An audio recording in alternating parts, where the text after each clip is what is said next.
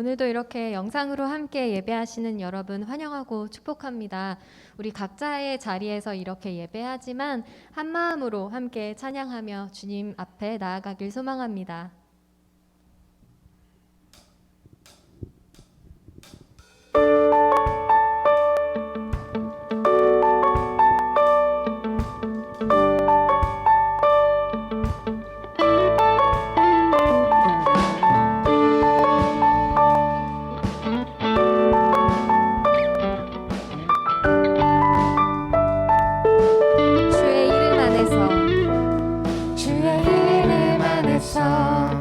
주의 성소로 가네 영광스러운 이곳에 우리 기쁘게 왔네 거룩한 보좌 앞에서 따뜻함을 느끼네 우리 마음 경배하며 찬양의 제사 드리네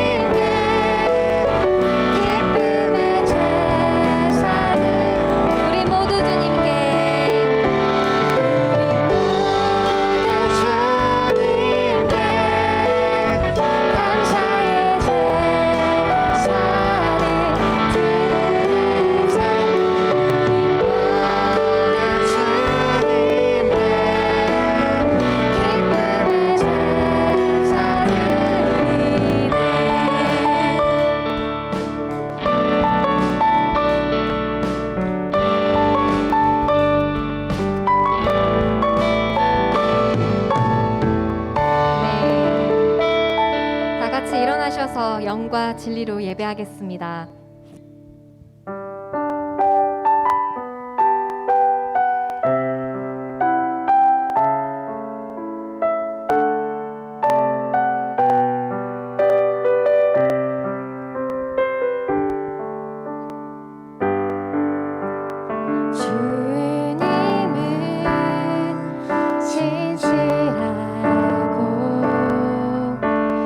항상 거기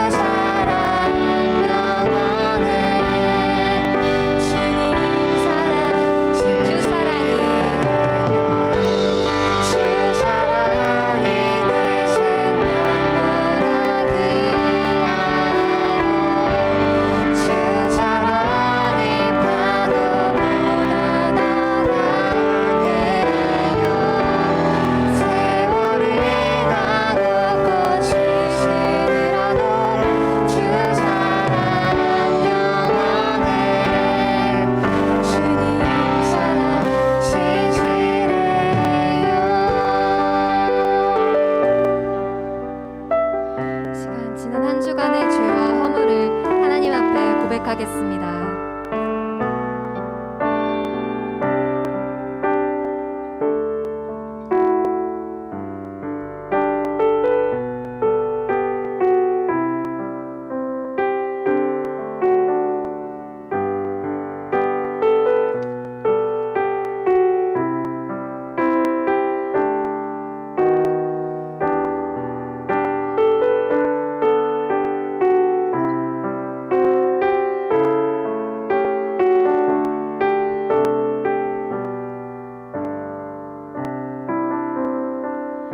모든 사람이 죄를 범하였음에 하나님의 영광에 이르지 못하더니 그리스도 예수 안에 있는 속량으로 말미암아 하나님의 은혜로 값없이 의롭다 하심을 얻은 자 되었느니라.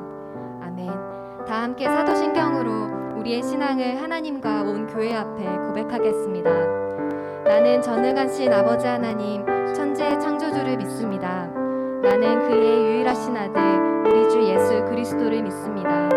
그는 성령으로 잉태되어 동정녀 마리아에게서 나시고 본디오 빌라도에게 고난을 받아 십자가에 못 박혀 죽으시고 장사된 지 사흘 만에 죽은 자 가운데서 다시 살아나셨으며 하늘에 오르시어 전능하신 아버지 하나님 우편에 앉아 계시다가 거기로부터 살아있는 자와 죽은 자를 심판하러 오십니다.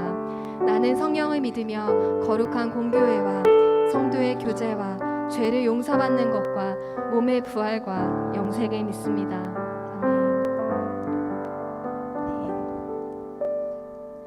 아멘. 네. 이 시간 우리를 향하신 하나님의 사랑에 기쁨으로 함께 응답하며 나아가기 원합니다.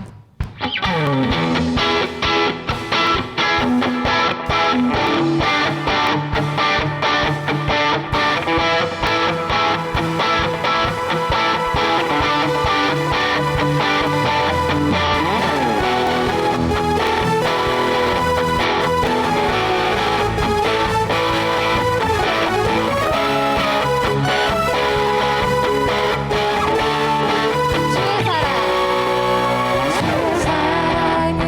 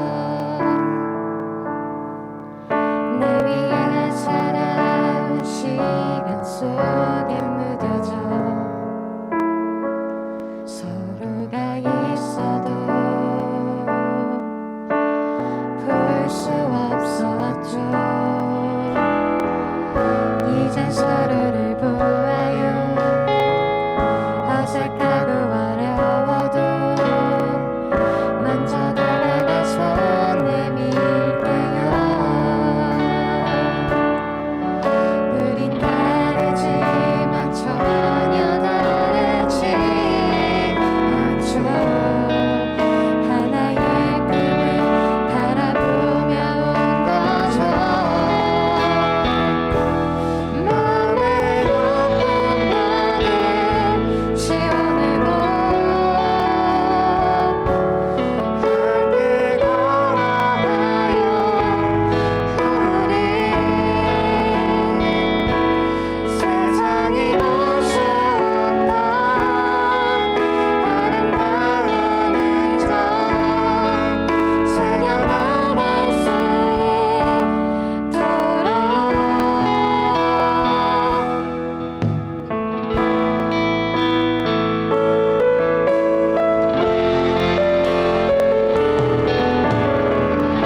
이젠 주위를 보아요.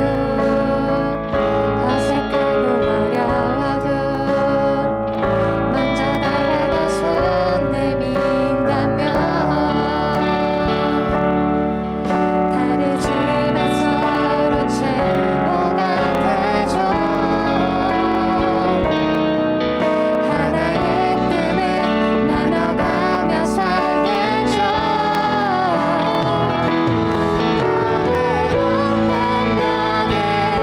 지워내고 함께 걸어가요. 우리 세상이 볼 수 없던 아름다운 흔적 새겨나갈 수 있도록 주님은 어렵다고 포기할 수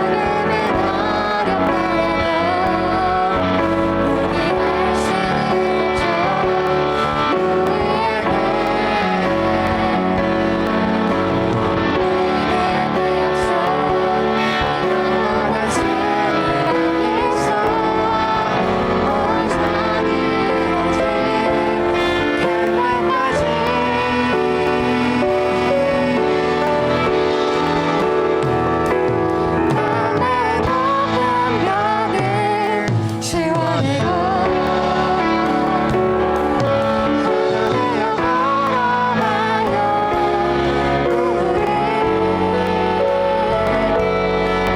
세상이 볼 수 없던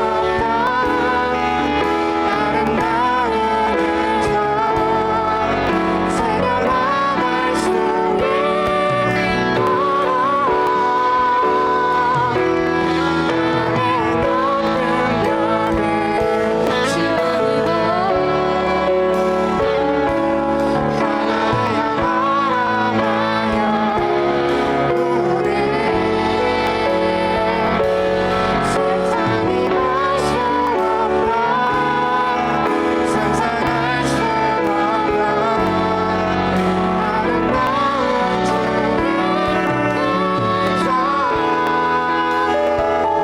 우리 되게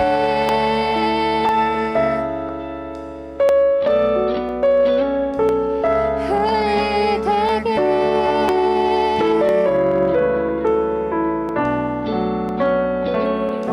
우리 되게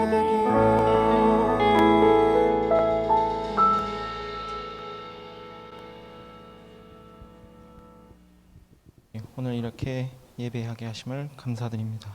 비록 코로나로 같이 모이지 못하고 온라인으로 예배하지만 많은 청년들이 시청하며 은혜 받는 시간 될 수 있도록 주님 인도하여 주시옵소서. 주님, 현재 코로나로 이 시간에도 많은 사람들이 고통받고 있습니다. 코로나를 막기 위해 일하시는 많은 의료기관 종사자들에게 주님 축복으로 함께해 주시고, 주님 많은 소상공인분들과 그 외 많은 사람들이 고통받고 피해보지 않도록 주님 늘 인도하여 주시옵소서. 이 나라와 전 세계 사람들에게 주님의 축복이 더해져 하루빨리 예전 일상으로 돌아갈 수 있도록 주님 축복으로 인도해 주시고,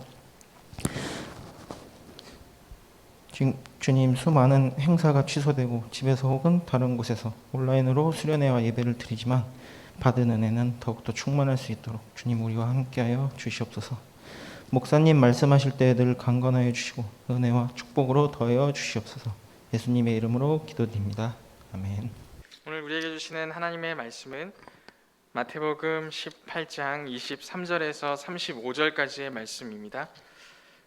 오늘 우리에게 주시는 하나님의 말씀은 마태복음 18장 23절에서 35절까지의 말씀입니다. 마태복음 18장 23절에서 35절까지의 말씀 봉독드리도록 하겠습니다. 하나님의 말씀을 경청하십시오. 그러므로 천국은 그 종들과 결산하려 하던 어떤 임금과 같으니 결산할 때에 10,000달란트 빚진 자 하나를 데려오매 갚을 것이 없는지라 주인이 명하여 그 몸과 아내와 자식들과 모든 소유를 다 팔아 갚게 하라 하니 그 종이 엎드려 절하며 이르되 내게 참으소서 다 갚으리이다 하거늘 그 종의 주인이 불쌍히 여겨 놓아보내며 그 빚을 탕감하여 주었더니 그 종이 나가서 자기에게 100데나리온 빚진 동료 한 사람을 만나 붙들어 목을 잡고 이르되 빚을 갚으라 하매 그 동료가 엎드려 간구하여 이르되 나에게 참아 주소서 갚으리이다 하되 허락하지 아니하고 이에 가서 그가 빚을 갚도록 옥에 가두거늘 그 동료들이 그것을 보고 몹시 딱하게 여겨 주인에게 가서 그 일을 다 알리니 이에 주인이 그를 불러다가 말하되 악한 종아 내가 빌기에 내가 내 빚을 전부 탕감하여 주었거늘 내가 너를 불쌍히 여김과 같이 너도 내 동료를 불쌍히 여김이 마땅하지 아니하냐 하고 주인이 노하여 그 빚을 다 갚도록 그를 옥졸들에게 넘기니라. 너희가 각각 마음으로부터 형제를 용서하지 아니하면 나의 하늘 아버지께서도 너희에게 이와 같이 하시리라. 아멘. 이는 하나님의 말씀입니다. 말씀을 위해서 함께 기도하도록 하겠습니다. 사랑과 은혜가 풍성하신 아버지 하나님 감사합니다. 저희들 대면하여 예배하지는 못하지만 그럼에도 불구하고 비대면으로 이렇게 예배할 수 있는 길과 방법을 주시니 참 감사드립니다. 이 예배 시간을 저희가 정결하게 지켜내게 하시고 예배하며 주님께서 우리에게 부어주시는 그 은혜와 복을 누릴 수 있는 저희 모두가 될 수 있도록 인도하여 주시옵소서. 감사드리며 예수님의 이름으로 기도드립니다. 아멘. 참 좋으신 주님의 평강이 비대면으로 혹은 대면으로 예배하는 모든 분들에게 있으시기를 소망합니다. 네, 어느 순간 다시 비대면으로 예배하는 때가 되었습니다. 이때에도 저희들 계속해서 비대면으로 예배했던 그러한 시간들이 있었기 때문에 이 시간에도 계속 또 다음 주에도 비대면으로 함께 예배하는 기쁨을 누릴 수 있는 모든 분들 되시기를 소망합니다. 이 코로나 시대가 불러온 외적인 내적인 변화가 참으로 많이 있습니다. 외적인 변화는 지금 제가 쓰고 있는 마스크처럼 마스크를 이제 당연하게 쓰기 시작했습니다. 마스크를 쓰고 있는 것이 이제는 뭔가 이상해 보이지도 않고요. 마스크를 벗고 밖에서 사람들을 만나는 게 더 이상하게 보여지는 시대가 되었습니다. 저희 아이들도 이제 마스크 없이는 나가지 않으려고 해요. 저희 아이들도 이제 제 둘째 같은 경우에도 거의 태어났을 때부터 뭔가에 이제 걷기 시작했을 때부터 마스크를 쓰기 시작했기 때문에 마스크를 쓰는 게 너무나 익숙해졌습니다. 그래서 마스크 없는 생활은 이제 저희 둘째 같은 경우에는 경험해보지 못했다고 말해도 과언이 아니죠. 그 정도로 우리가 외적인 변화로는 이렇게 마스크를 당연하게 쓰는 것, 그리고 이제 예배에 나오셨던 분들은 다들 아시겠고 또 사회에서도 경험하시겠지만 우리가 거리 두는 것들이 이제는 당연하게 되었습니다. 거리를 가까이 있기보다는 뭔가 거리를 둬서 앉고 거리를 둬서 말을 하고 이러한 부분들이 이제 당연하게 여기게 되는 그러한 사회를 살아가게 되는 것 같습니다. 이전에는 따닥따닥 붙여 앉고 막 이렇게 서로 모여 있는 것들을 굉장히 많이 하다 보니 이러한 일들이, 이러한 사회적 거리두기가 처음에는 낯설었지만 지금은 굉장히 익숙해진 그러한 변화된 모습이라고 말할 수 있습니다. 그러다 보니 내적 변화도 생기게 되었습니다. 사회적 거리두기가 물리적인 거리두기이기도 하지만 그러한 거리두기가 우리의 내면적인 또한 관계적인 거리두기도 되었습니다. 그렇다 보니 우리의 심리적인 거리도 참으로 멀어져서 예전에는 교회에 이제 계속 나오지 못하는 친구들을 향한, 그러한 우리 청년들을 향한, 우리의 동료들을 향한 관심이 그들이 나오지 않을 때는 왜 안 나왔지? 아픈가? 뭔가 문제가 있나? 이러한 식으로 생각하게 되었다면 지금은 안 나와도 뭐 비대면으로 뭐 무엇이든 하겠지. 뭔가 비대면으로 할 수 있는 길이 많아지다 보니 우리의 심리적인 거리도 굉장히 넓어졌다라는 생각들을 해보게 됩니다.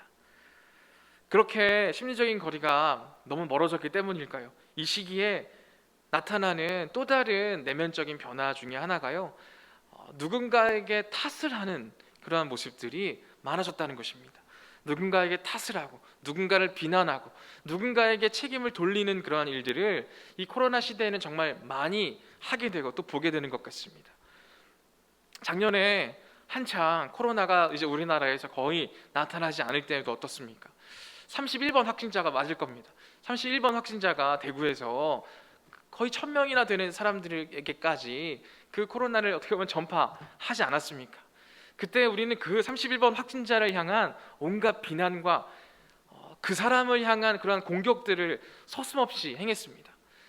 근데 그 사람이 신천지 교인이라는 것이 밝혀지자마자 또 우리 교회들에서는 어떻게 보면 굉장히 이건 하나님의 심판이다라고 얘기를 하면서 굉장히 긍정적인 신호로 바라보기도 했습니다. 그래서 이 기회에 신천지가 완전히 이제 없어지고 이 기회에 하나님께서 이단들을 모두 다 물리쳐 주시는구나 라는 생각까지도 하게 되면서 뭔가 우리가 두렵고 떨리기보다는 뭔가 하나님의 이러한 일들 심판이라고 바라보면서 사이다 같은 그런 느낌을 느끼기도 했습니다. 근데 시간이 흐르고 나서 어떻게 됐습니까? 그 비난은 그대로 우리 교회들에게 찾아오지 않았느냐라는 것입니다. 얼마 지나지 않아서 교회에서도 많은 확진자들이 생기기 시작했죠. 그럼 우리는 과연 신천지를 향해서는 하나님의 심판이라고 얘기하면서 우리를 향해 나타나는 그러한 비판과 그러한 욕들에 대해서는 우리는 과연 어떻게 해석할 수 있느냐는 것입니다. 우리는 너무나도 쉽게 누군가에게 탓을 돌리고 책임을 넘기는 일들에 너무나 익숙해져 있다는 것입니다. 우리 교회들을 향해서도 그러한 이야기들이 나타나게 될 때 우리 교회 안에서도 그러한 움직임들이 있었어요. 어떤 움직임들이냐면 그 교회 우리 교단 아니야. 그 교회 우리 교회는 아니잖아. 이런 식으로 계속 다른 누군가를 탓하고 다른 누군가에게 책임을 돌리는 일들이 우리 교회 안에서도 똑같이 나타났다는 것을 우리는 살펴볼 수 있다는 것입니다.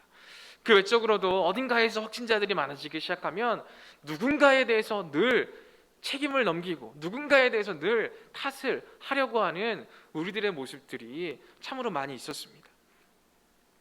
지금 또 확진자들이 많이 생겨나고 있지 않습니까? 이렇게 많이 생겨나고 있는 것에 대해서 많은 사람들은 서울시장을 욕합니다. 서울시장이 그렇게 역학조사관들을 줄여가지고 서울시장이 이렇게 방역에 힘쓰지 않았습니까? 물론 그런 부분도 있을 것입니다. 하지만 그러한 부분과 더불어서 우리들 스스로의 너무나 지쳤고 그러한 방역 지침들을 이제는 조금씩 지키지 않으려고 하는 우리들의 해이한 모습도 분명히 있다는 것을 우리는 알 수 있어야 합니다.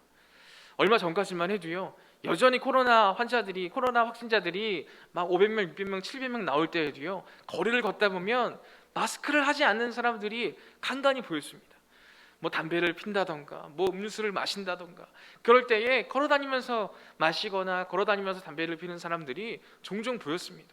그런 사람들을 볼 때마다 우리들이 점점 이제 뭔가 자유로워지고 있구나라는 생각들을 했던 적이 있습니다. 그러한 모습들이 문제가 되었고 그러한 모습들이 도화선에 불 붙듯이 일어났을 뿐이지 어느 누군가의 잘못이 아니다는 것입니다. 또 서울시장을 욕하는 분들도 있고 또 정부를 욕하는 분들도 정부의 탓을 하는 사람들도 굉장히 많이 있지 않습니까? 그러한 탓을 하는 모습들이 우리에게 너무나도 많이 퍼지게 되었다는 것입니다. 그리고 얼마 전에는 또 어떠한 뉴스까지 나왔습니까? 이렇게 코로나가 확산되어진 것은 20대와 30대 때문이다 라는 이야기도 굉장히 많이 있지 않았습니까? 20대와 30대 누구를 지칭하는 이야기입니까? 바로 우리 청년들을 향해 하는 말이지 않습니까? 20대, 30대 때문입니까? 20대, 30대 때문일 수도 있겠죠. 20대, 30대에서도 많이 나올 수 있겠죠. 하지만 20대, 30대에만 나오는 이야기가 아니지 않습니까?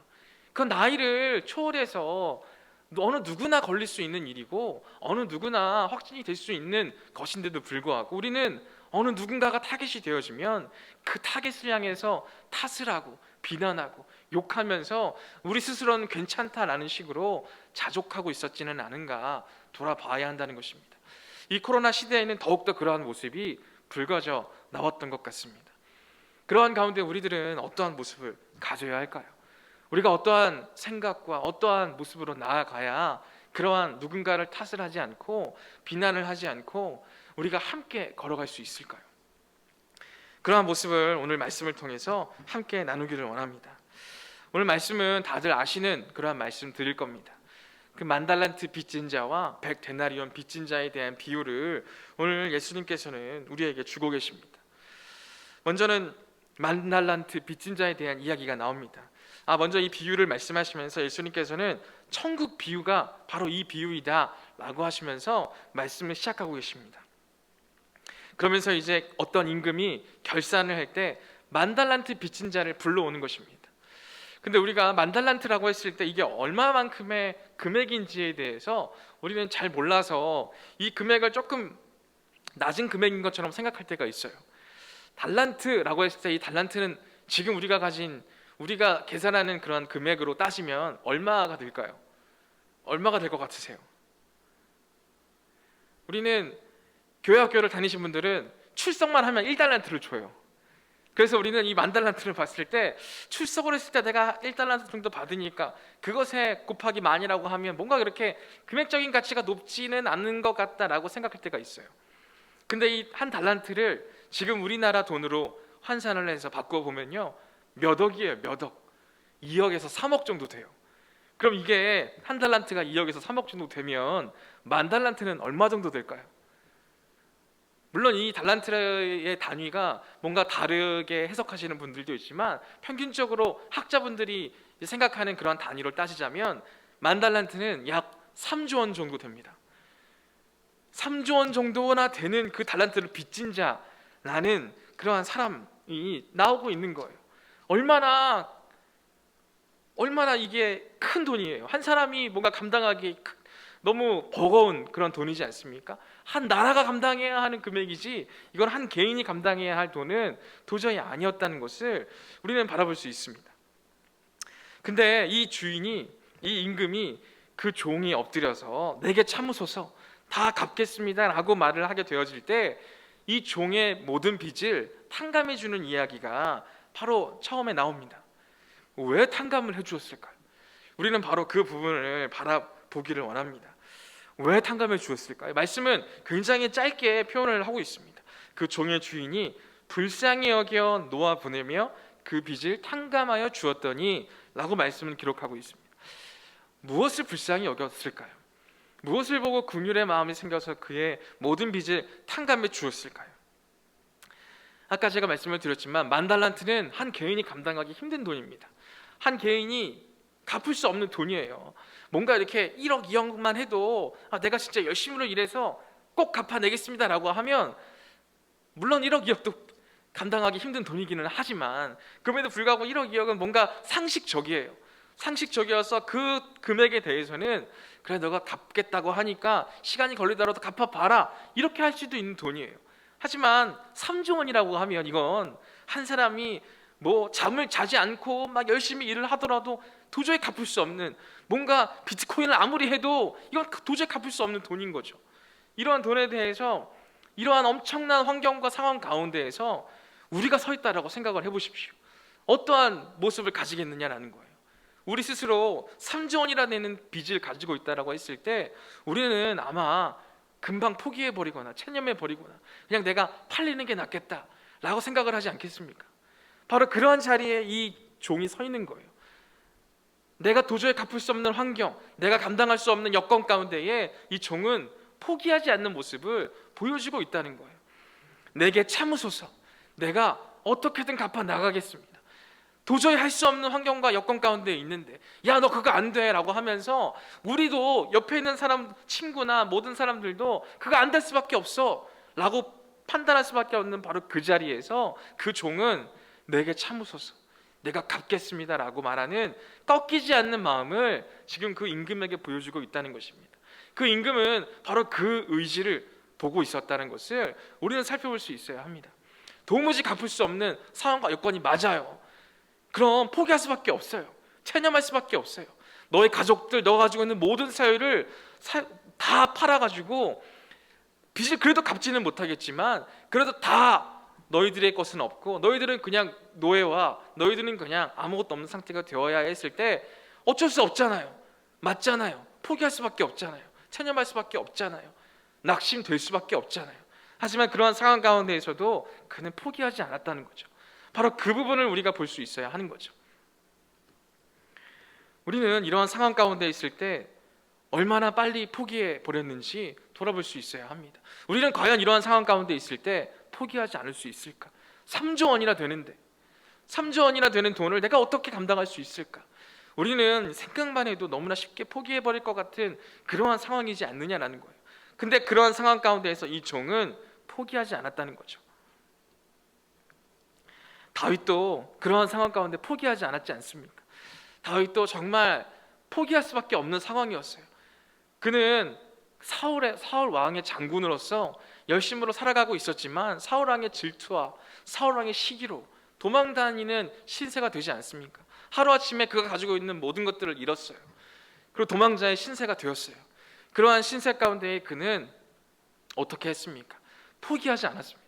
포기하지 않고 그는 그 혼자만이라고 해도 감당할 수 없을 터인데 그는 어떻게 했습니까? 도망을 다니면서 그와 같이 마음이 지치고 낙심된 이들과 함께 나아가고 있는 모습을 나타내지 않느냐라는 거예요.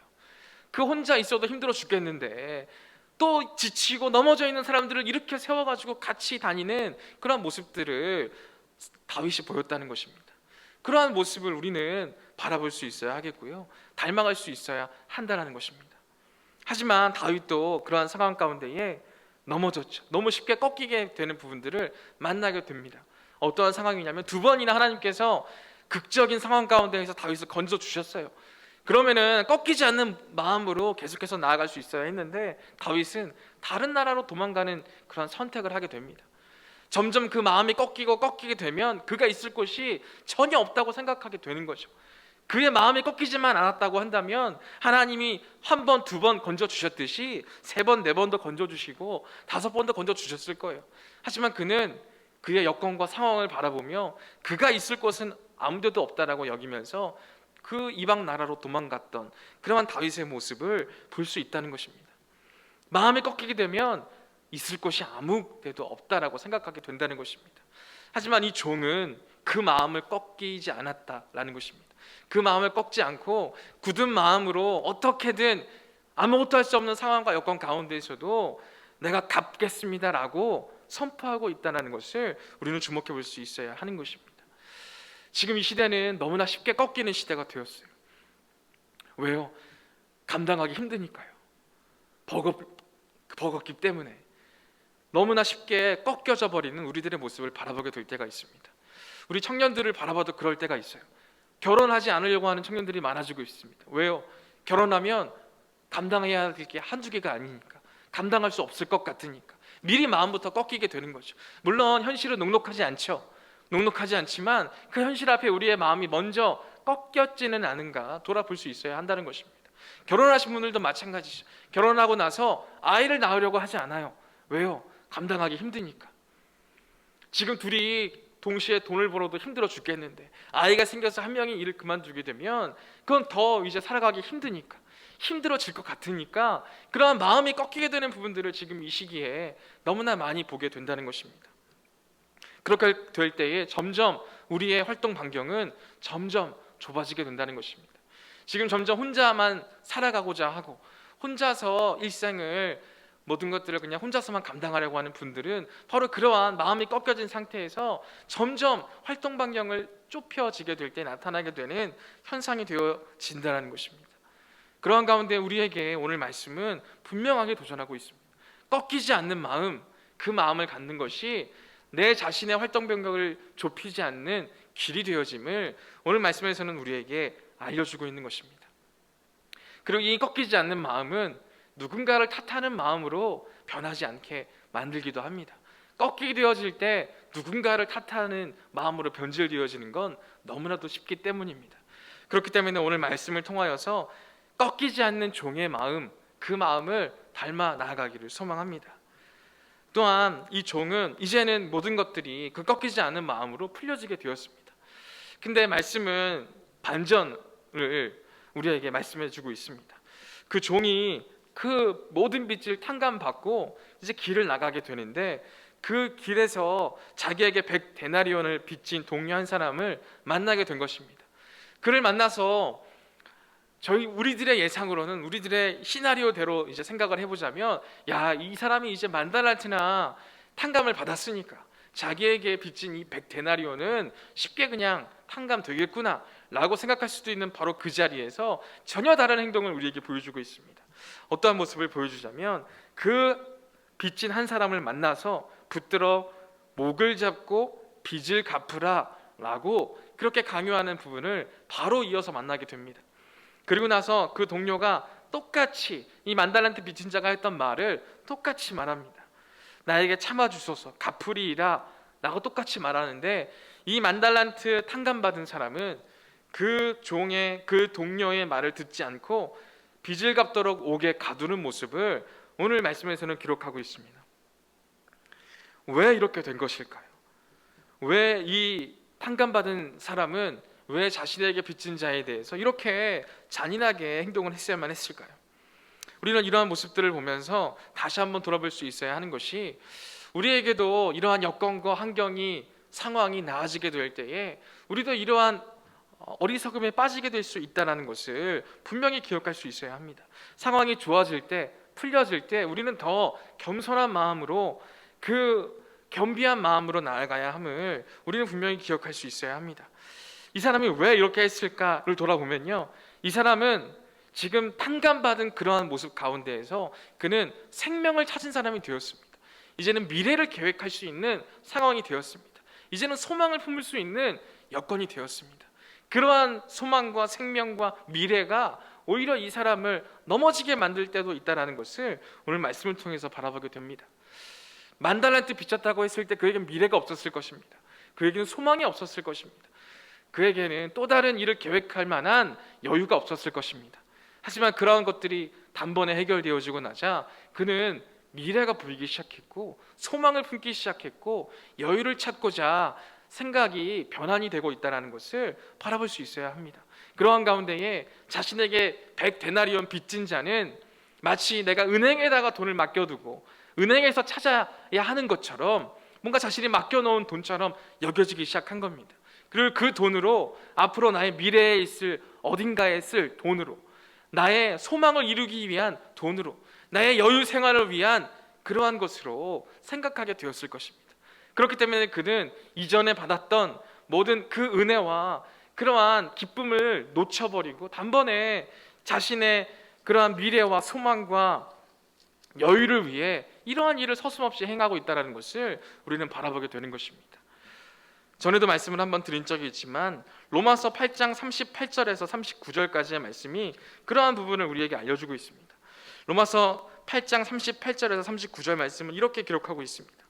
내가 확신하노니 사망이나 생명이나 천사들이나 권세자들이나 현재 일이나 장래 일이나 능력이나 높음이나 깊음이나 다른 어떤 피조물이라도 우리를 우리 주 그리스도 예수 안에 있는 하나님의 사랑에서 끊을 수 없으리라. 아멘. 이 말씀을 바라보면요, 하나님의 사랑에서 끊어질 수도 있겠다라고 여기는 그러한 모습들이 있다라는 것을 우리가 알 수 있습니다. 사망이나 뭔가 우리에게 있는 뭔가 공고나 박해나 기근이나 칼이나 이런 것들은 뭔가 우리를 하나님의 사랑에서 끊어버릴 것 같은 그러한 분명한 요소가 되어지기도 합니다. 우리를 뭔가 이렇게 더 어렵게 만드는 그런 요소가 되어진다고 생각할 수도 있습니다. 하지만 로마서 8장 38절의 말씀은요, 사망이나 생명이나 장래 일이나 권세자들이나 현재 일이나 능력이나 이러한 것들이 오히려 우리를 넘어뜨리게 하는 요소가 될 수도 있음을 우리에게 알려주고 있는 것입니다. 바로 그러한 부분에 해당하는 모습을 지금 이 10,000달란트 탕감받은 사람이 가지고 있다는 것입니다. 장래일을 생각하면서, 앞으로의 소망에 대해서 바라보면서, 앞으로의 그러한 소망을 품게 되면서 이러한 일들을 서슴없이 버리고 있다는 것을 우리가 바라보게 되는 것입니다. 그렇기 때문에 우리는 뭔가의 상황이 풀려지고 여건이 좋아지고 환경이 나아지게 되었을 때에 그러한 환경과 여건과 상황을 나아지게 한 분에 대해서 우리는 더 시선을 둘 수 있어야 하겠고요. 그러한 시선 가운데 우리의 마음을 더 겸손히 할 수 있어야 합니다. 계속 아까부터 다윗에 대한 이야기를 하는데 다윗도 그러한 모습을 분명히 보였습니다. 어떠한 때 보였냐면 다윗이 왕으로서 이제 나라를 강건하게 만들어 세워지게 되었을 때에, 그래서 이제 봄이 되어서 왕들이 나와서 전쟁을 벌이게 될 때에 다윗은 나가지 않았습니다. 왜요? 이제 모든 것들이 풍족하고 바로 세워져 있다고 생각했으니까요. 이제는 도망 다니지 않아도 되고 이스라엘 나라를 차지하기 위한 전쟁도 하지 않아도 되고 이제는 모든 것이 풍족한 상태에서 또 다른 무언가를 얻기 위한 그 전쟁이 있게 되었을 때, 그래서 다른 나라들은 다 왕들이 나오게 되었을 때 다윗은 나가지 않았습니다. 다윗은 자기 왕궁에 있으면서 평안히 낮잠도 자고 평안히 그러한 삶을 지내고 있는 모습을 우리 사무엘하 11장에서 만나볼 수 있습니다. 그때 어떠한 일이 나타나게 됩니까? 그는 옥상을 거닐다가 밧세바를 발견하게 되고 밧세바를 범하게 되고 또 그로 인하여서 그의 남편이었던 우리아를 죽게 만드는 그러한 일들을 나타내지 않느냐라는 것입니다. 모든 것이 평안하고 하나님의 은혜라고 여겨지는 바로 그 자리에서 우리는 이러한 어리석음 가운데에 빠질 수도 있음을, 하나님이 잘못하신 게 아니죠. 하나님은 모든 것들을 풀어주셨고 이끌어주셨고 다 모든 상황들을 여유로울 수 있는 그러한 상황으로 만들어 주셨음에도 불구하고 우리 스스로의 그 은혜를 생각하지 못하고 그 사랑을 바라보지 못하고 앞으로의 나의 평안과 앞으로의 나의 풍족함에만 나의 시선을 두게 되었을 때에 이러한 어리석은 모습에 빠질 수 있음을 우리에게 알려주고 있는 것입니다. 오늘 이 만달란트 탕감받은 사람도 바로 그러한 어리석음을 우리에게 보여주고 있는 것입니다. 그렇기 때문에 우리는 바로 그 자리에서 우리가 어떻게 탕감을 받았는지를 돌아볼 수 있어야 합니다. 우리가 얼마나 우리가 감당할 수 없는 그러한 은혜를 받은 사람인지에 대해서 우리는 돌아볼 수 있어야 한다는 것입니다. 그렇기 때문에 우리는 바로 그 자리에서 우리가 빚진 자였음을 분명히 바라볼 수 있어야 합니다. 그러한 인식과 그러한 의식이 우리에게 없게 되어질 때에 우리는 만달란트 탕감받은 자가 100데나리온 빚진 자를 향해 목을 쥐고 감옥에 가둔 그러한 모습을 그대로 따라갈 수밖에 없음을 우리는 기억할 수 있어야 합니다. 우리가 빚진 자라는 사실을 기억하는 그것만으로도 우리는 넘어지지 않을 수 있습니다. 그것만으로도 우리는 그 은혜를 놓치지 않을 수 있습니다. 그래서 사도 바울은요, 자기가 쓰고 있는 모든 편지에서 자신이 빚진 자라는 사실을 분명하게 고백합니다. 로마서 1장 말씀에도요, 사도 바울은 계속해서 빚진 자라는 것을 강조합니다. 로마서는 로마에 사는 유대인들, 로마에 사는 이방인들에게 쓰는 편지입니다. 근데 그 편지 가운데에 사도 바울은 이렇게 말씀을 적고 있습니다. 로마서 1장 14절 말씀에 이렇게 적고 있습니다. 헬라인이나 야만인이나 지혜 있는 자나 어리석은 자에게 다 내가 빚진 자라. 아니, 로마서를 썼을 때, 로마에 있는 그리스도인들에게 쓴다라고 했을 때 그 사람들에게 해당하는 사람들만 쓰면 되지 않습니까? 내가 로마에 있는 너희들에게 빚진 자다라고 써야 정상적이지 않습니까? 하지만 사도 바울은 로마에 있는 그리스도인들에게 쓰는 편지 안에서 헬라인이나 야만인이나 지혜 있는 자나 어리석은 자에게 다 내가 빚진 자다라고 고백하고 있는 것입니다. 그는 그 사람들을 통해서, 내가 어리석다라고 생각했던 그러한 사람들을 통해서도 하나님의 사랑의 은혜를 받을 수 있었고, 내가 지혜롭다고 여기는 사람들에게도 마찬가지이고, 헬라인에게도 마찬가지이고, 야만인에게도 나는 하나님의 사랑을 바라볼 수 있었다. 그들을 통해서 하나님의 사랑을 경험할 수 있었다라고 고백하고 있는 것입니다. 그는 그러한 빚진 자 된 모습에 대해서 분명하게 고백하고 있는 것입니다. 왜요? 빚진 자 된 모습을 기억하지 않고서는 그도 넘어질 수밖에 없었으니까요. 빚진 자 된 모습으로 살아가지 않고는 그리스도의 사랑에 늘 힘있는 사람이 될 수 없으니까요. 빚진 자 된 모습으로 살아가지 않게 되었을 때 그는 그의 지식을 의지하며 살아갔을 것입니다. 빚진 자 된 모습이 그에게 없었다라고 한다면 그는 쉽게 무너지는 사람이 되었을 것입니다. 하지만 사도 바울은 늘 그러한 마음을 잃지 않았던 것입니다. 사도 바울은 자기 스스로 그렇게 빚진 자 된 모습을 가짐과 동시에 그와 함께하는 모든 사람들도 그러한 모습을 가지기를 원했습니다. 로마서 15장 27절에도 그러한 말씀을 하고 있습니다. 저희가 기뻐서 하였거니와 또한 저희는 그들에게 빚진 자니 만일 이방인들이 그들의 영적인 것을 나눠 가졌으면 육적인 것으로 그들을 섬기는 것이 마땅하니라. 아멘. 이 말씀은 어떠한 말씀이냐면 마게도냐와 아가야 사람들이 예루살렘에 사는 성도 중에 가난한 사람들을 위해서 헌금한 것들에 대해서 설명하고 있는 것입니다. 마게도냐와 아가야에 있는 사람들이 예루살렘에 있는 사람들에게 빚진 자들이라는 거예요. 아니, 그들이 왜 빚을 졌겠어요? 그들에게 복음을 전한 건 바울이었어요.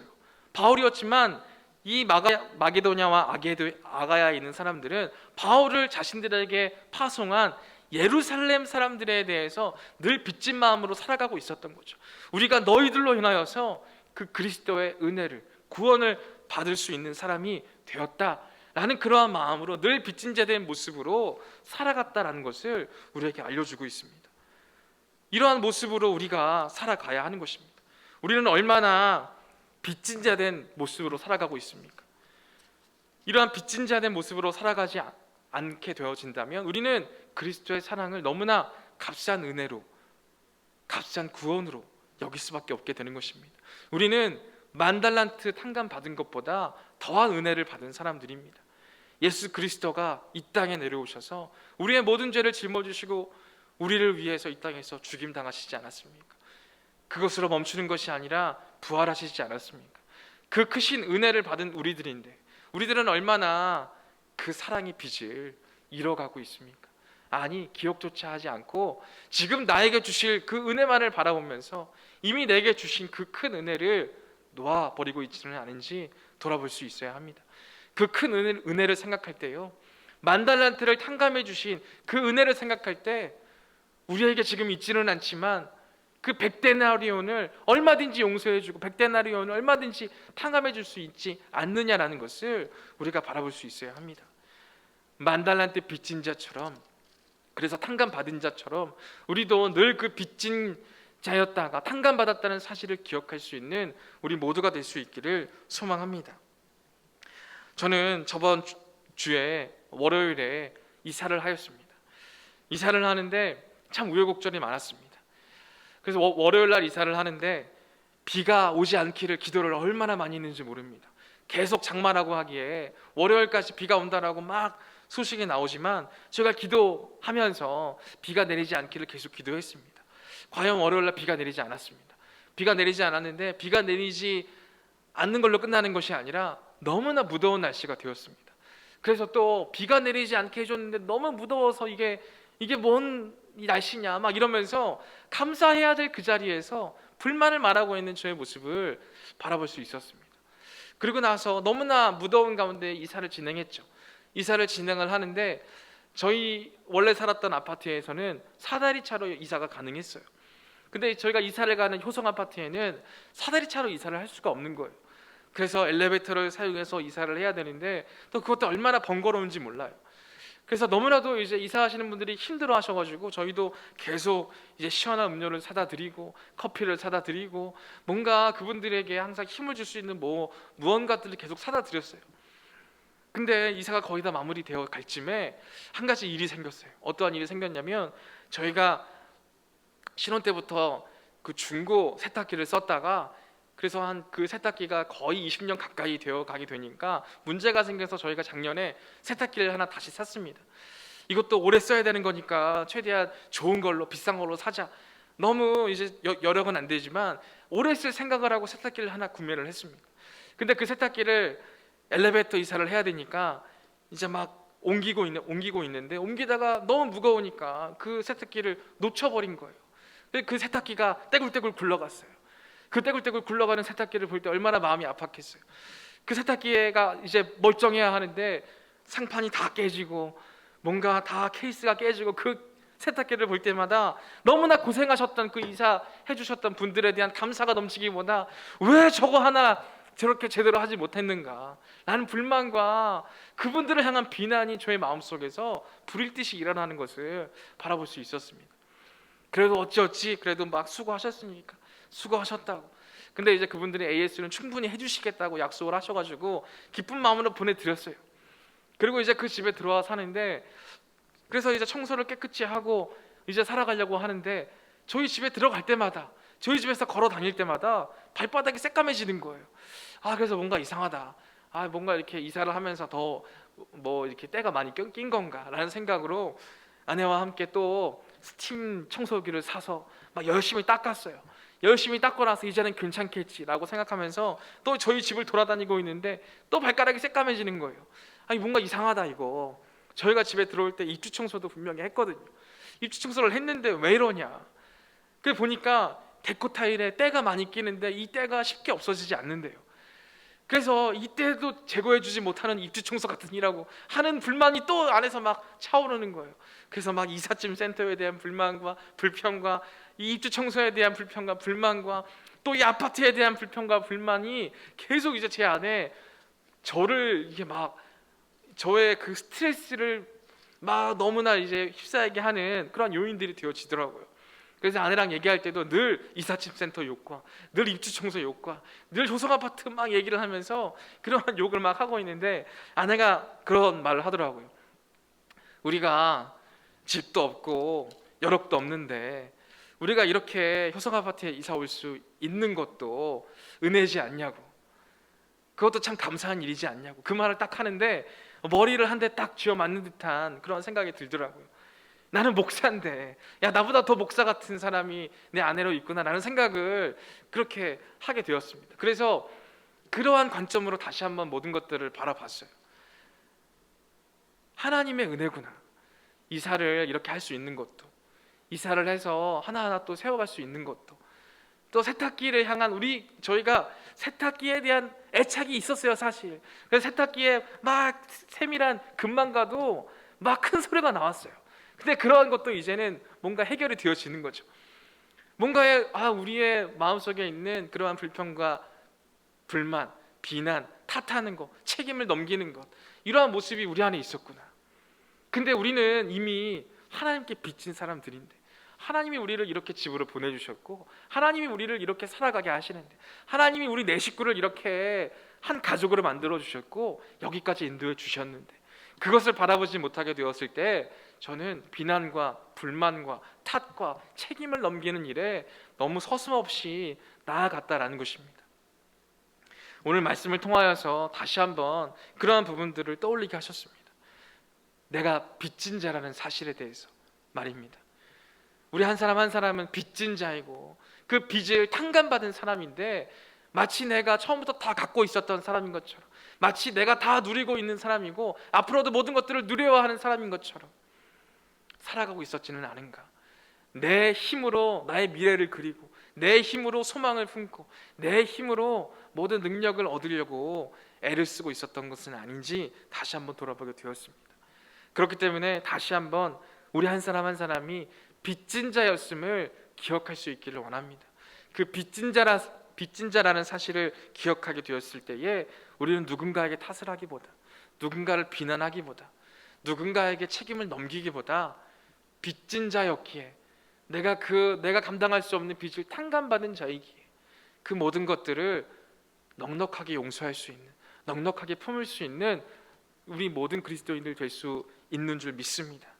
그러하기 오늘 마지막 말씀처럼 35절 말씀처럼 너희가 각각 마음으로부터 형제를 용서하지 아니하면 나의 하늘 아버지께서도 너희에게 이와 같이 하시리라 라는 말씀을 마음에 새길 수 있기를 원합니다. 마음으로부터 형제를 용서할 수 있는, 하나님은 우리를 용서하셨어요. 그렇기 때문에 이 말을 반대로 비틀어 보면 하나님이 우리에게 이렇게까지 용서하시는데 우리는 왜 용서하지 않느냐 라는 반문으로 우리에게 하고 계신 말씀입니다.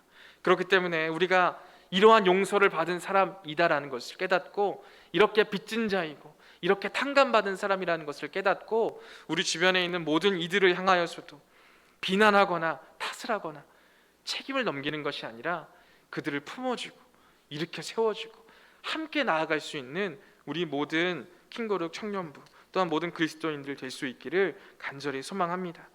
이제 함께 찬양 부르기를 원합니다. 우리 마지막에 불렀던 우리라는 찬양입니다. 이 가사들을 한번 생각해 보면서 우리라는 범주를 나라는 개인으로 좁혀지지 않고 우리라는 범주를 계속해서 넓힐 수 있는 우리가 될 수 있기를 원합니다. 우리는 서로 다르지만 하나된 모습으로 빚진 자라는 생각으로 나아가게 될 때 더욱더 하나된 우리가 될 수 있음을 바라보며 이 가사의 내용을 함께 고백하도록 하겠습니다.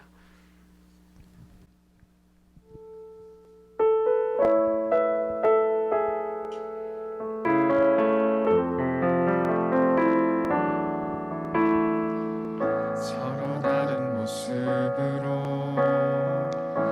오랜 시간을 보냈죠. 그저 주어진 삶을 살았죠. 날 위해 살아온 시간 속에 묻어져 서로가 있어도 볼 수 없었죠. 이젠 서로를 보아요. 어색하고 어려워도 먼저 다가가 손 내밀게요. 우린 다르지만 전혀 다르지 않죠. 하나의 꿈을 바라보며 온 거죠. 맘의 높은 벽을 지워내고 함께 걸어가요. 우리 세상이 볼 수 없던 아름다운 흔적 새겨나갈 수 있도록 이제 저를 보아요. 어색하고 어려워도 먼저 다가가 손 내민다면 다르지만 서로 채워갈 테죠. 하나의 꿈을 나눠가며 살겠죠. 맘의 높은 벽을 지워내고 하나 되어 걸어가요. 우리 세상이 볼 수 없던 아름다운 흔적 새겨나갈 수 있도록 맘의 높은 벽을 맘의 높은 벽을 지워내고 하나 되어 걸어가요.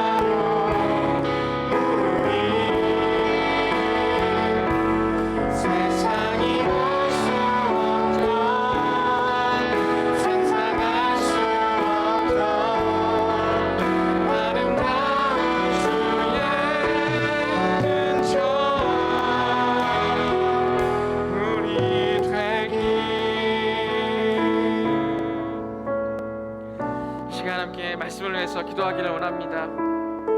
우리가 너무나도 급박하게 변화되어가는 이 세상 가운데에 그 세상의 기준에 맞춰서 살아가고 있었지는 않은지 돌아보기를 원합니다. 세상에서는 미래를 준비하고 소망을 품고 무언가 하나하나를 우리의 이득에 맞춰 생각하고 걸어가고자 하는 모습들이 참으로 많이 있습니다. 또한 그러한 모습을 가져야 되는 것이 당연한 것처럼 살아가는 그러한 시대를 살아가고 있습니다. 그러한 시대 가운데 우리가 놓치게 되는 것이 얼마나 많이 있는지 돌아보기를 원합니다.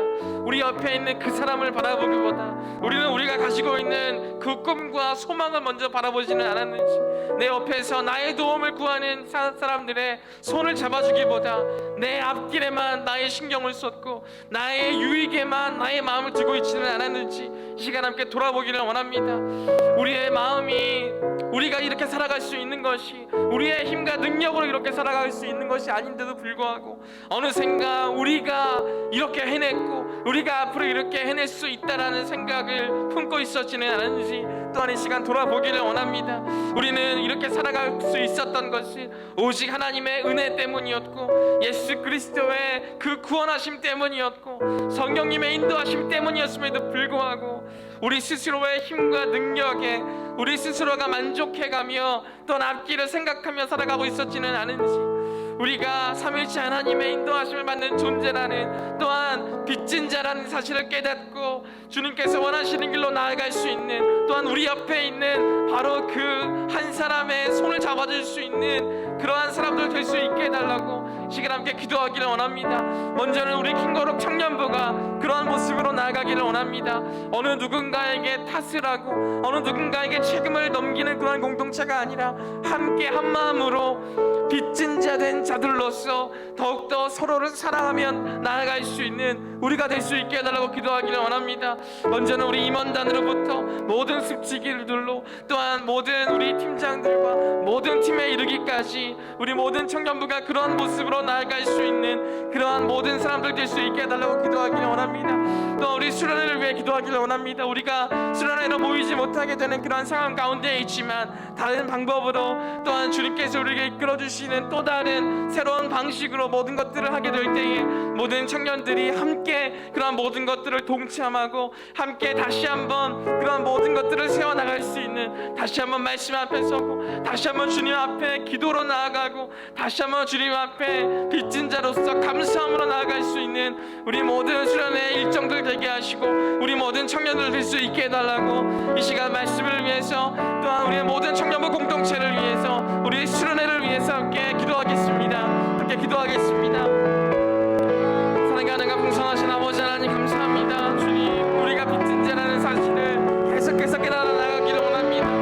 너무나도 급박하게 변화되는 이 세상 가운데에 내가 빚진 자라는 그러한 착각보다는 내가 이미 탕감받은 자라는 사실에만 우리의 마음을 두면서 마치 이 모든 것들이 그냥 나를 향한 것이고 이 모든 것들이 나의 유익이고 이 모든 것들이 나의 미래라는 것만 바라보며 살아가고 있었지는 않은가 한번 돌아보기를 원합니다. 내가 빚진 자였다는 사실을 늘 깨닫고 기억하며 사도 바울이 그러했던 것처럼 겸손함으로 주님 앞에 바로 서고 사도 바울이 그러했던 것처럼 내게 있을 유익과 내게 있을 이득에만 눈을 두는 것이 아니라 우리 공동체와 함께 일어나고 누군가에게 탓을 하지 않고 함께 보듬어 안고 함께 기쁨으로 바로 설 수 있는 귀한 공동체가 우리 공동체가 될 수 있도록 하나님 함께하여 주시옵소서. 주님께서 이 모든 여건 가운데 역사하실 줄 믿습니다. 주님께서 이 모든 상황 가운데 진행하여 주실 줄 믿습니다. 주님 함께하여 주시옵소서. 이 모든 상황과 여건을 주님 주장하여 주시고 우리는 오직 주님만을 바라보며 오직 주님만을 의지하며 이 모든 상황들을 이겨낼 수 있도록 인도하여 주시옵소서. 또한 주님, 우리 킹거룩 청년부도 그러한 모습으로 바로 세워지기를 원합니다. 오직 주님께 빚진 자라는 사실을 깨달으며 주님 교만하지 않고 우리 옆에 있는 사람들과 함께 이런 모든 것들을 이겨낼 수 있는, 난 바로 설 수 있는 우리 모두가 될 수 있도록 하나님 붙들어 주시옵소서. 주님만을 깊이 의지하기를 원합니다. 주님만을 바라보기를 원합니다. 주님, 이러한 모든 상황 가운데 역사하여 주시옵소서. 이러한 모든 상황들을 통하여 주님 영광 받아 주시옵소서. 하나님, 우리 청년부를 인도하여 주실 믿습니다. 또한 우리 수련회가 더욱더 주님 우리가 함께 모여 주님 모든 프로그램들을 할 수는 없지만 다시 한번 비대면으로 모이고자 합니다. 비대면으로 모이는 모든 환경과 여건을 주장하여 주시고 비대면이다 할지라도 하나하나 잘 세워나가고 하나하나 잘 이끌어 나갈 수 있도록 주님 은혜 베풀어 주시옵소서. 하나님께서 함께 하시는 줄 믿습니다. 이끌어 주시옵소서.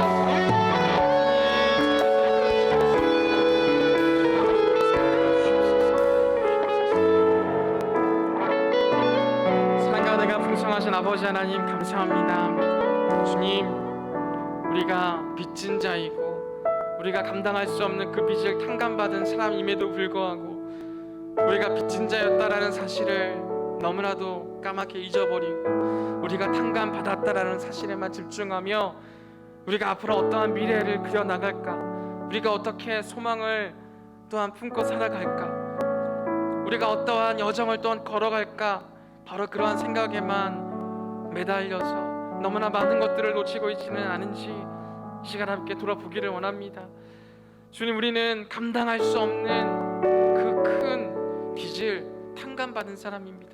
그 빚진 자였다는 그 사실을 잊지 않게 하셔서 우리로 하여금 그러한 어리석음에 빠지지 않게 하시고 그 빚진 자였다라는 사실을 늘 되새기고 우리가 빚진 자라는 사실을 늘 자각하면서 우리가 더욱더 하나님의 기쁨이 되는 길로 걸어가게 하시고 또한 우리가 누군가에게 탓을 하거나 누군가에게 책임을 돌리지 않고 빚진 자 된 사람으로서 옆에 있는 사람들을 세워주고 옆에 있는 어느 누군가의 손과 발이 되어주는 그러한 사람 되어지기를 원합니다.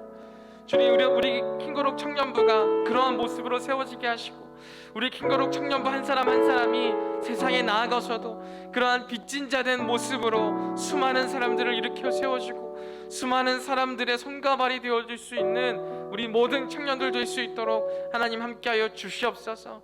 빚진 자 된 모습이 세상에서는 참으로 어리석은 모습이고 빚진 자 된 모습이 세상에서는 낮게 바라볼 수밖에 없는 그러한 위치의 사람이지만 우리는 그러한 빚진 자 된 모습으로서 놀라우신 주님의 일들을 이루어낼 줄 믿습니다.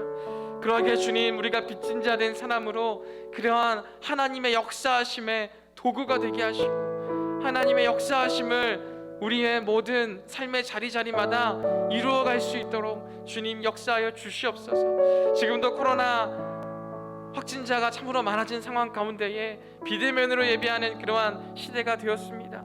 이러한 시대에서도 우리들이 먼저 마음에 꺾이지 않게 하시고 그 마음을 더욱더 주님께 두며 빚진 자로서 우리가 있는 그 어디에서나 누군가를 탓하는 것이 아니라 함께 일어설 수 있는 그러한 공동체의 일원이 되게 하시고 공동체를 살리고 공동체가 더욱더 주님의 기쁨이 되는 공동체로 바로 세워갈 수 있도록 주님 이끌어 주시옵소서.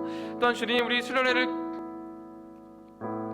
계획하는 가운데 있습니다. 수련을 계획하는 가운데 참으로 어려움과 곡절들이 많지만 하나하나 잘 해결해 나가게 하시고 또한 비대면으로 변화되어지는 모든 프로그램 가운데에도 모든 청년들이 한마음 한뜻으로 동참하게 하시고 그러한 여정들을 통하여서 하나님께 우리의 마음과 뜻을 둘 수 있는 우리 모든 청년들 될 수 있도록 도와주시고 또한 그 수련회의 모든 프로그램을 이끌어가는 모든 리더십들에게도 하나님께서 지혜를 주시고 신실한 마음을 주셔서 하나하나 잘 해결해 나갈 수 있도록 주님 이끌어 주시옵소서. 우리 청년부가 다시금 모이게 되는 그날까지 각자의 자리에서 온전히 예배의 자리 세워나가게 하시고 각자의 자리에서 꺾이지 않는 마음을 주시고 또한 각자의 자리에서 빚진 자라는 사실을 깨닫고 늘 겸손함으로 또한 주님 앞에 신실한 모습으로 나아갈 수 있는 우리 모두가 되게 하실 줄 믿사오며 감사드리며 예수님의 이름으로 기도드립니다. 아멘.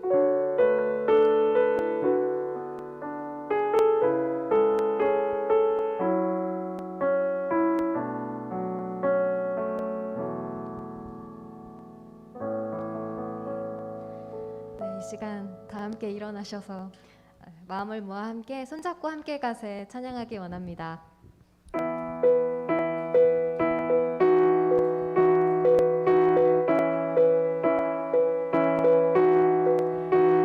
우리 걸어가는 이 길이 결코 처음 밟는 길은 아니야.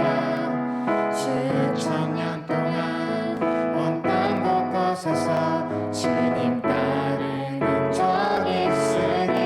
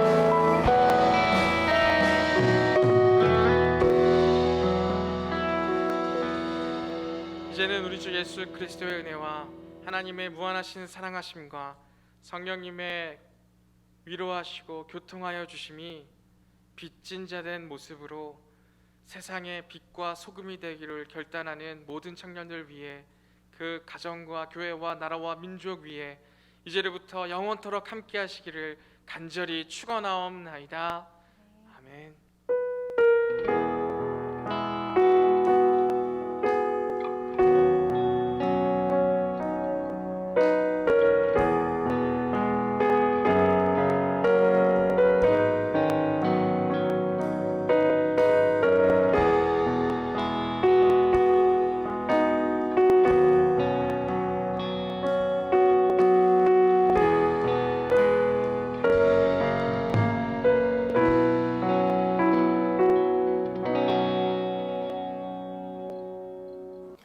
광고 드리겠습니다. 이번 주일과 다음 주일은 비대면으로 예배가 진행됩니다. 1시에 유튜브에 들어오셔서 함께 예배 드리시면 됩니다. 7월 마지막 주일인 25일에는 비대면이 마지막이길 바라는 비대면 최후의 만찬이 준비되어 있습니다. 15,000원까지 지원되니 문자로 보내드린 링크를 통해 드시고 싶은 메뉴를 신청해 주세요. 기쁨의 50일 공동체 훈련이 잘 마무리되었습니다. 참여하신 분들은 수직이 혹은 김선동 목사님께 알려주세요. 2021년 여름 수련회는 비대면으로 진행됩니다. 15일과 22일 주일에는 말씀 집회가 예정되어 있으며 한 달간 참여할 수 있는 활동들이 다양하게 준비되어 있으니 다음 주 링크를 통해 신청해 주시면 됩니다. 마지막으로 말씀 행진이 계속해서 진행되고 있습니다. 함께 모여 예배드리지 못하는 시기인 만큼 성경 통독, 기도, 감사를 통해 함께 할 수 있길 소망합니다. 이상으로 광고를 마치겠습니다.